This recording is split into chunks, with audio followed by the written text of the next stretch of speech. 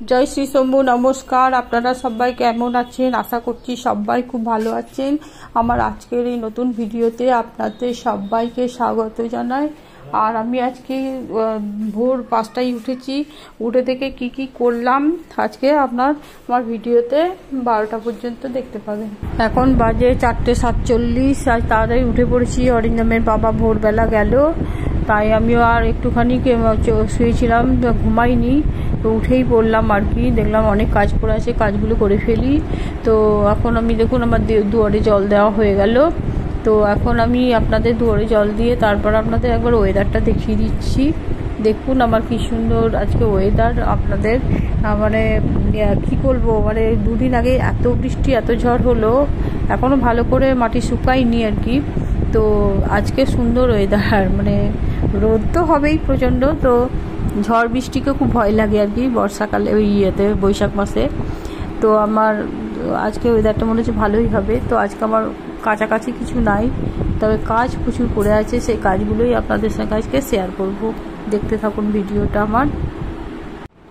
দেখুন আমি যখন চা নিয়ে চলে এলাম, আজকে আমি কড়াইয়ে একটু মুড়ি নিয়ে নিয়েছি, চা মুড়ি খাবো। আর আমার ভাটু খাবে বিস্কিট। দেখুন এই দেখুন বিস্কিট খাচ্ছে, আর আমি চা মুড়ি খাচ্ছি। তো চা মুড়ি খেয়েই আমি বিছানাটা ঝাড়বো, তারপরে সব ঝাড়ু টাড়ু দেবো, তারপরে বাসন নামাবো, তারপরে দুয়ারে জল দেবো, এইসবে নানান করতে থাকবো। তো আমার দেখুন আরেকটু বাকি আছে, খেয়ে নেব। এখন আমার চা মুড়ি খাওয়া শেষের দিকে, আমার ভাটুরও বিস্কুট খাওয়া হয়ে গেল। তো দেখুন আমি এখানে দুয়ারে জল দেওয়া হয়ে গেল আমার। আবার আমি ফিরে যাচ্ছি কলতলাতে। তো কলতলাতে বাসনগুলো মাজবো। তো আমার বাসনগুলো জানেন তো ইয়েতে মাজি, কি বলে ওটা, ভিম বার দিয়ে। তো ভিম বার শেষ হয়ে গেছে রান্নায়। তো সার্ফ দিয়েছি, আর একটু লবণ দিয়েছি, আর একটু খাবার সোডা দিয়েছি। আর আপনার আর একটা জিনিস দিয়েছি, যেটা আমার অ্যাপেল সিডার ভিনিগার একটু খারাপ হয়ে গেছিলো, মানে খাওয়া হয়নি শেষের দিকটা। তো ওইটা খেতে পারিনি, ডেট পার হয়ে গেছে বলে। তো ওটা আমি ফেলে দিইনি, ওইটা আমি সার্ফের সঙ্গে একটু মিশিয়ে বাসনগুলো আমি ধুয়ে নিই তাড়াতাড়ি, তাহলে পোড়া টোড়াগুলো উঠে যায়। তো দেখুন আমি এগুলো মিশিয়ে নিয়ে এসে এইটা দিয়েই আমি বাসন মাজছি। তো আমার বাসন মাজা হয়ে গেছে, এখন আমি ধুয়ে নেবো। সব ধুয়ে নিচ্ছি বাসনগুলো, কারণ আমি ন্যাকড়া গুলিয়ে দিলাম, দিয়ে এখন আমি ধুয়ে তুলে নিচ্ছি। দেখুন আমার বাসন ধোয়া হয়ে গেল। তো আমি চলে এলাম ডাইনিংটা মুছতে। তো ডাইনিং মুছছি, আর ডাইনিং মুছে নিয়ে আমার আরও অনেক কাজ আছে। দেখুন আমি মুছতে লাগলাম ডাইনিংটা। আর অন্য দিন কি হয়, দুদিন অরিন্দমের বাবা এসেছিলো। তো শুক্রবার রাতে এসেছে, শনি রবিবার সোমবার ছুটি ছিল। 3 দিন আমাকে বাজার যেতে হয়নি। তারপরে বাজার টাজার করে দিয়েছে। উঠোনের ঘাসগুলো ছিঁড়ে ফেললো।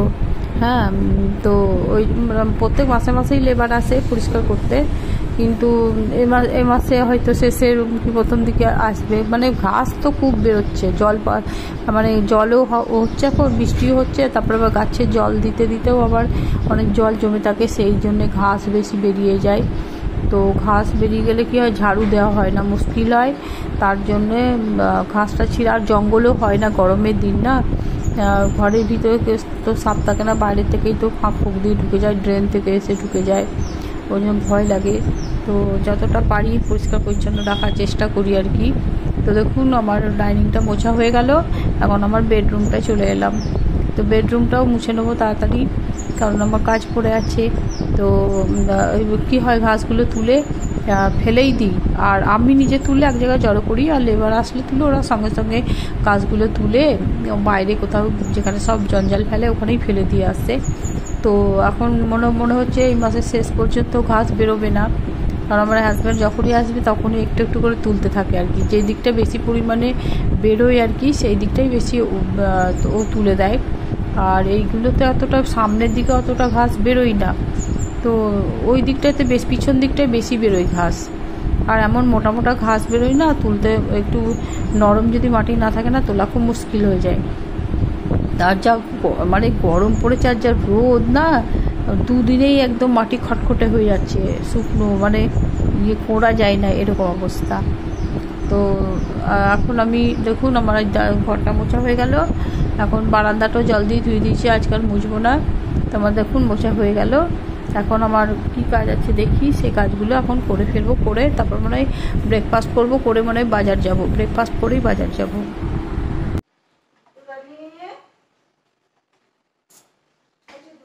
হ্যাঁ দিয়ে দাও, করে এখনই ধুয়ে আনলাম কোথায় নাকি, দিয়ে দাও। না এটা ধোয়া ছিল, ধোয়া ছিল, ওই দোকান ধোয়া আছে, কখন নিয়ে আসলাম। এটা একটু জল গুলোতে হবে, কি পড়বে না পড়বে। ধান কাটা শেষ হলো নাকি? ধান কাটা আছে গাড়িতে, ওইখানে দাও, এই যে একটা মুছতে হবে এদিকে। হ্যাঁ ধান তোমার গাড়িতে কাটবে, এখন গাড়ি কিনে আসতে হবে। আর কালকে ওই তেলে মাছের ছিপে হাঁড়িতে। আচ্ছা কি দিন করছে বলো? হ্যাঁ প্রচন্ড গরম, কাল বৃষ্টিও তো হলো। হ্যাঁ লাইনে যাচ্ছে। হ্যাঁ কারণ যাচ্ছে আসছে চা খাবে? হ্যাঁ আজকে ভোরবেলা গেল ভাগিনা আছে, এখন চা খেতে যেতে বলছিল, ওর বাবা বলছে টিকিট কাটছি চলে যাবি সোমবারে। দিয়ে আমি বললাম যে ও থাক, এখানেই থাক, এখানেই ওইখানে এখানে পড়লে এখানে কোচিং দেওয়া হবে, ওয়াইফাই লাগানো আছে, অনলাইনে দেবে তো। আর ওর বাবা বলছিল চল তো ওই ক্লাস করবি ডেলি, ওই জন্যই আর কি। তো আমরা থাক, ওই থাকবো বলছে, আবার যেতেও পারে কয়েক কিছুদিন থাক নাকি। খুব মুশকিল সকালবেলায় না। হ্যাঁ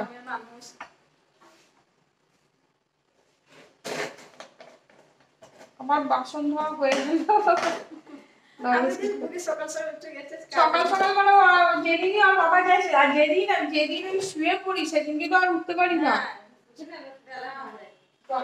এখন আমি ব্রেকফাস্ট করব, সুজি আর রুটি। রুটিটা কালকে রাত্রিতে বানিয়েছিলাম ঘি দিয়ে, তো নরম হয়ে আছে। আর সুজি বানিয়েছিলাম দুধ দিয়ে। তো এখন আমি খাবো, যেহেতু সকালে আমি চা মুড়ি খেয়েছি, তার জন্য অতটা খিদে নাই, তো হালকা খিদে লেগেছে। একটা রুটি সুজি খেয়ে নেব, তারপর আমি একটু বাজারে যাব, সবজি বাজার। মুড়ি নিয়ে এলাম দোকান থেকে, মুড়িটা ঢালবো।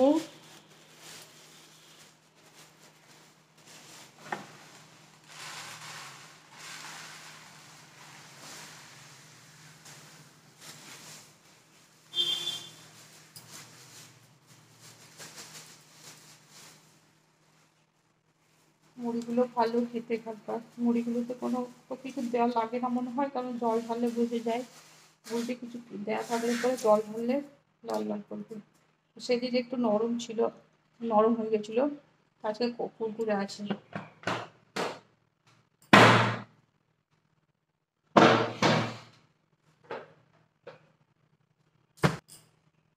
তো আমি কি নট কথা বলছি, সবজি পাতি নিয়ে এলাম। দেখুন বেগুন নিয়ে এলাম, ভালো ছিল না, একটা বেছে বুছে কোনো রকম নিয়ে এলাম একটা, যদি লাগে দরকার ছেলে যদি কিছু খাবো বলে। ধনে পাতা নিয়ে এলাম 5 টাকার, শুকনো লঙ্কা, শুকনো খাবার কলা, পুজোর কলা, আম, আমার গাছের আম এখন পাকেনি, তো আমি শরবত খাবে বলেছে, দেখি কি করি। টমেটো, প্রত্যেক দিনে বাজারে ঘরে পাওয়া যায় তো, তাই অল্প অল্পই নিয়ে আসছি। আর কি নিয়ে এসছি, ঢ্যাঁড়স 10 টাকা 300 ঢ্যাঁড়স দিয়েছে। তো আজকে আমার ছেলের ভাজা খাওয়া হয়ে যাবে, টাটকা টাটকা নয়, ভালো, ফ্রিজে রেখে বাসি করার দরকার নয়। আর এগুলো 20 টাকার আদা, 20 টাকার রসুন,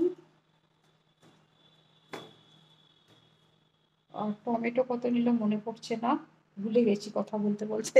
আজকে ভিডিওটা এখানেই শেষ করলাম। আপনারা ভালো থাকবেন, সুস্থ থাকবেন, সাবধানে থাকবেন।